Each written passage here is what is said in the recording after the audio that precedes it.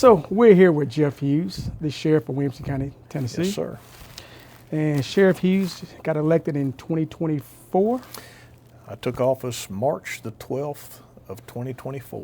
2024. All right. Well, thank you, Sheriff, for being here with us today. My pleasure. And as you can see, I'm one of his sheriff's deputies. It's been a pleasure working with you. Oh, first question, Sheriff. So what inspired you to enter law enforcement and then run for sheriff? Well, I got to take a minute and try to think back that far.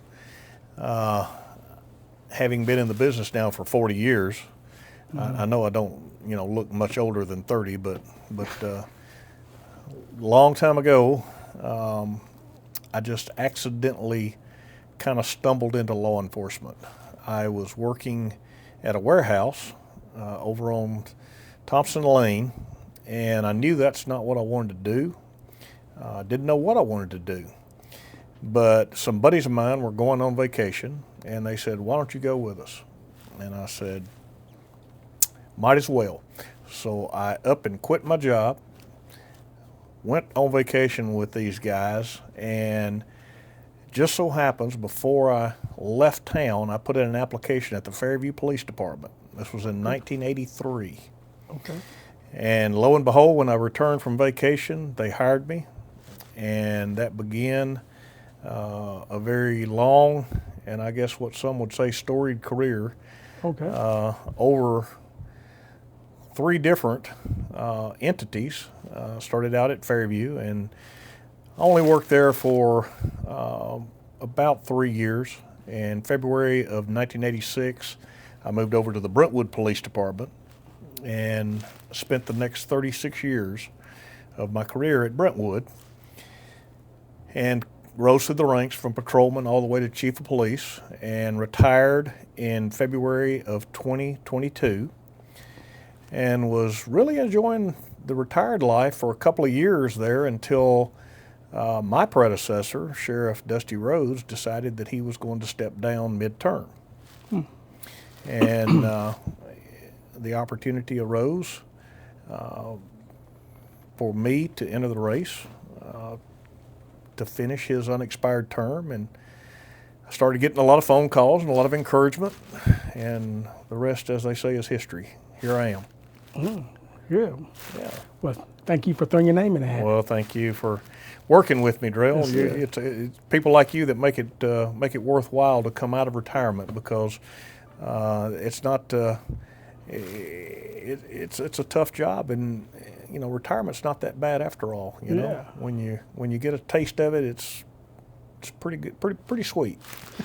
Speaking of tough, so what's the most challenging and most rewarding parts of being sheriff? Well, I would say the toughest parts are the political aspects of the job.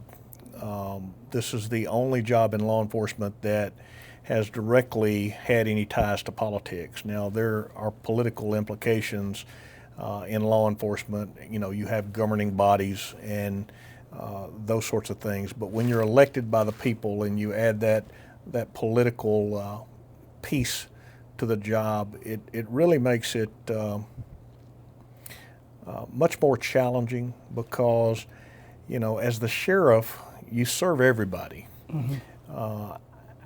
Regardless of your political affiliation or what you believe or what have you. And so sometimes decisions you make or events that you attend, you make one group of people happy and the other people you make upset. And so you've always got this political element that, you're always trying to balance. And I don't look at this job as a popularity contest. Yeah. I hate the fact that, you have to be elected to want to serve in this capacity, because it does put some pressures on the job that, there shouldn't be any outside political influence on what we're trying to accomplish in law enforcement. We all have the same goal when it comes to protecting and serving, I think. Okay, good, thank you. So what would be one of your biggest accomplishments while sheriff? I know you've only been sheriff for a year and 8 months, but is there anything that... So coming up on 2 years, we've done things a little bit differently since I came into office, and one thing that is readily apparent is that, you know, there's two things people don't like. Sometimes the way things are and change. So inevitably with a new sheriff, there's going to be change. And I think everybody comes into the job with an idea of how they want to run the sheriff's office. Okay. And in my case, I wanted to put a new structure in place because an organization of 350 allocated positions is a fairly large organization. And it was apparent to me that there wasn't enough span of control to effectively manage that many people. And when everything was coming up through one person to the sheriff, then I felt like that we were, number one, not being accessible enough to the people that work for us. And number two, I think we were losing some accountability throughout the organization on how we could do things more effectively and efficiently. And so I created a structure. Instead of having one chief deputy, I created a structure where we have 4 deputy chiefs. And I started out calling it buckets. And so I put these 4 buckets in place and then tried to move the areas of functional responsibility into these buckets, which ultimately became deputy chiefs. And then created a greater level of accountability across the organization. People that report up through the chain of command and then through our command staff and through the deputy chiefs, then I've got a better understanding of what's going on in the organization. And I think it helps us ultimately serve the citizens that we work for better. Yeah. So I think that in and of itself is one of the things that I'm really proud that we were able to put in place. And as you're familiar, you know, we made a big push to implement a pay raise that took us to the 75th percentile of the market comparison. Now, that left a lot to be desired because the market needs to be specific to the people that you're competing against and not necessarily people across the state of Tennessee that you're not competing against. And so, you know, it was better than not doing anything, and it did take our starting pay up, and we've pushed that across the organization, and I think that's been a good thing too for morale. But you know, those two things, I've really wanted to focus on transparency through communication, and I think we've done that through the weekly report outs that we push out through the organization and just trying to keep the staff informed of what's going on. Yeah. And then building trust through fairness and consistency, putting systems and processes in place that create a better level of trust when you're not just doing it one way this time and another way the next time, trying to be fair and consistent across the or over the long haul. Oh, good. All right. Good. Well, I would have to say yes. I'm glad that you was able to get us up to that 75 percentile, and our applications have gone up Absolutely. dramatically in the last. I would agree, few and months. that's you know, to that point. We could stay on this question for a while, but you know, we were severely understaffed when I took office. And, you know, we're as close to full staff now as we've been, I'm told, in a long time. Yes, sir. So it would be really nice in our world if we had a waiting list of qualified applicants that were waiting to come to work instead of us, you know, being short-staffed and always wondering, you know, who's going to cover the shifts and who's going to be out there answering the calls. So that's a good thing. And I think it all goes toward what we're trying to build at the sheriff's office. All right. Well, my next question is, if you would like to share an unusual event or call while you've been sheriff or maybe in law enforcement? Well, while I've been sheriff, probably one of the most interesting calls that I've been on was here recently when we had a suicidal person on the bridge over at the Natchez Trace Bridge here on 96 Highway, headed out toward Fairview. One of our detectives had actually spotted a gentleman who was on the outside of the fence on this bridge. In other words, on the wrong side of the fence. He had walked out toward the middle of the bridge and was threatening to jump. And we had a lot of resources out there. And I went out to see if I could offer any support to the folks that were there. And ironically, to my astonishment, when I arrived, I was asked if I would speak with this gentleman. As the CEO of the Williamson County Sheriff's Office, and of course I said absolutely, I'd be happy to. And this was an 8-hour standoff with this man, trying to communicate, trying to negotiate with him to come through a hole that we had cut through the fence so that we could take him to safety.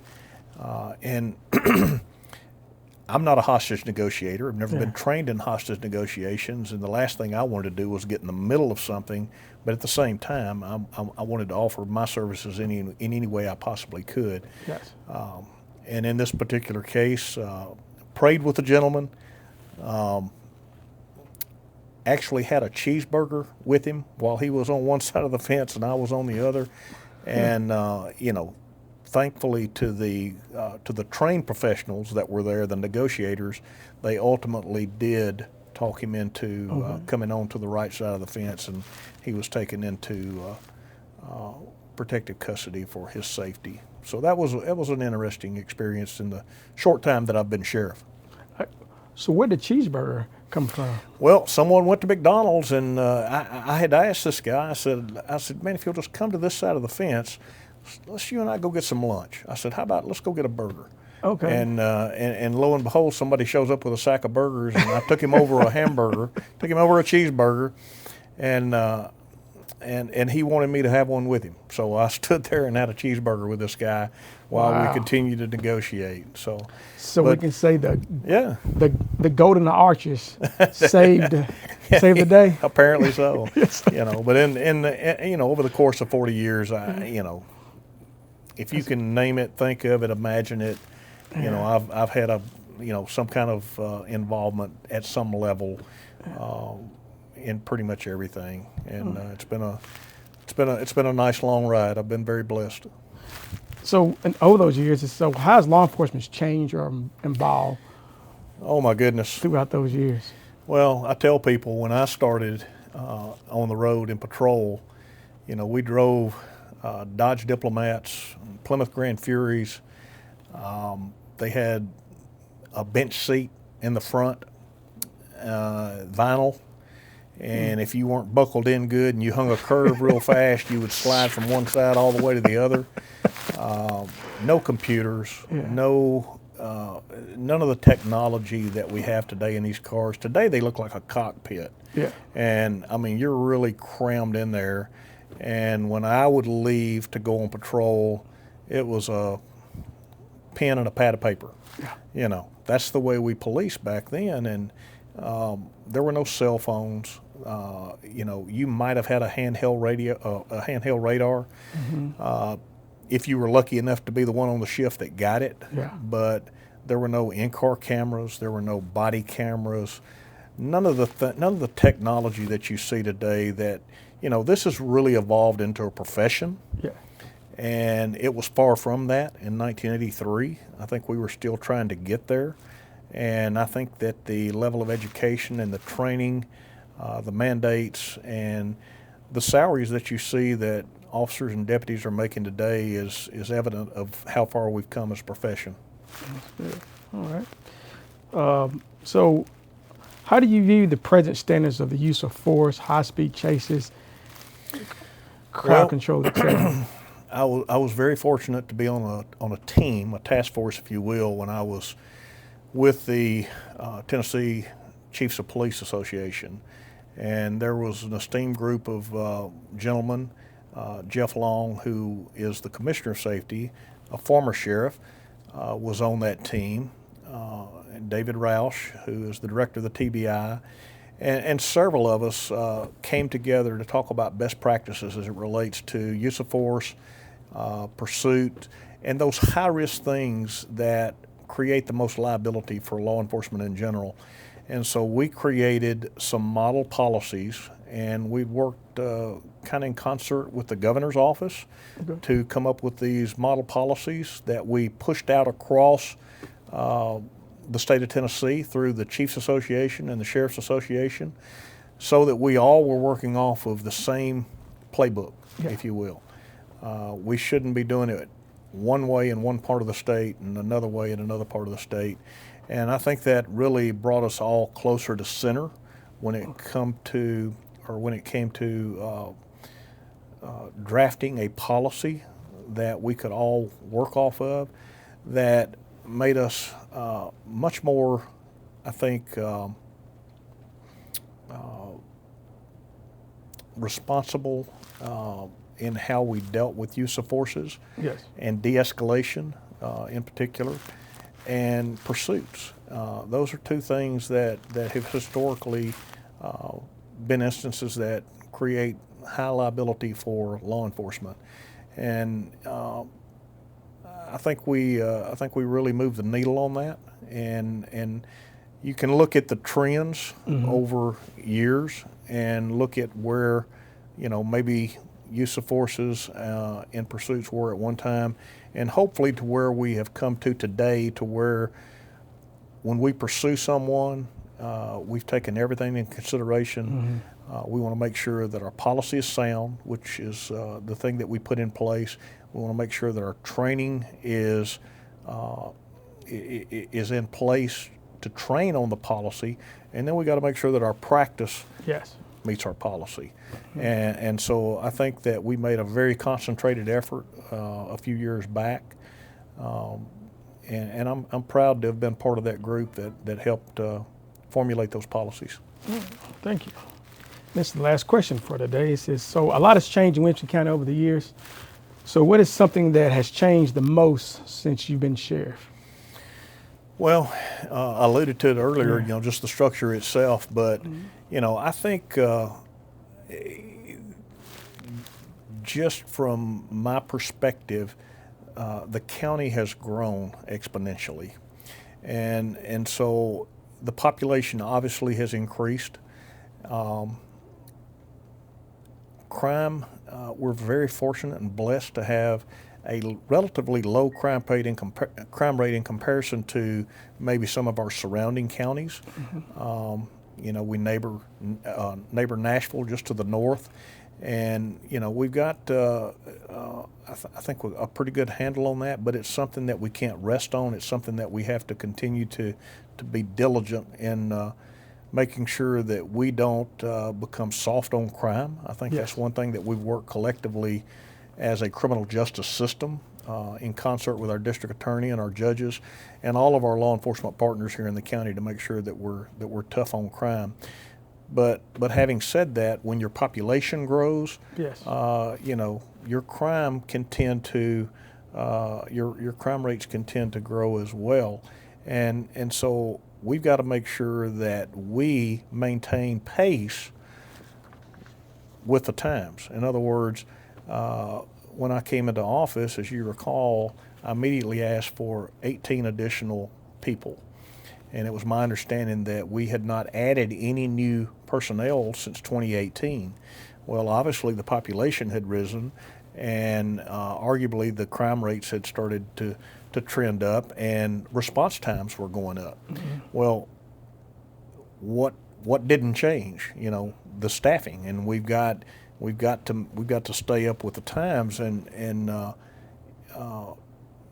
citizens of Williamson County expect and deserve to feel safe in the places they live, work, and play. And I think we've got an obligation.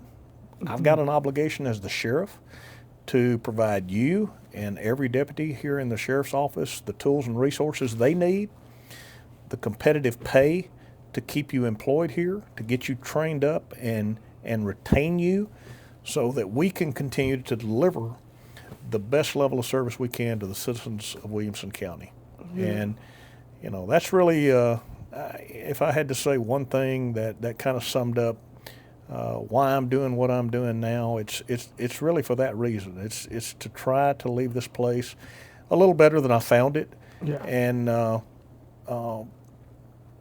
make sure that the technology's in place that we need so that we can work smarter and not harder, and, you know, set a structure in place that will sustain long after I'm gone, and will allow the men and women of the Williamson County Sheriff's Office to continue to be one of the esteemed law enforcement organizations, not only in the state, but in the country. Well, thank you, Sheriff, for your time. It's my pleasure. Thank you all for doing this. Thank you for putting something in place that hopefully will capture some of the history of the Williamson County Sheriff's Office. Just a parting thought, my grandfather worked for the Williamson County Sheriff's Office way back when in the day, and I've heard stories of my dad talking about that, and so long ties to Williamson County, and it's a privilege and an honor to serve as the Sheriff of Williamson County. Likewise. Thank you, Drew. I appreciate you, brother. Thank you. All right.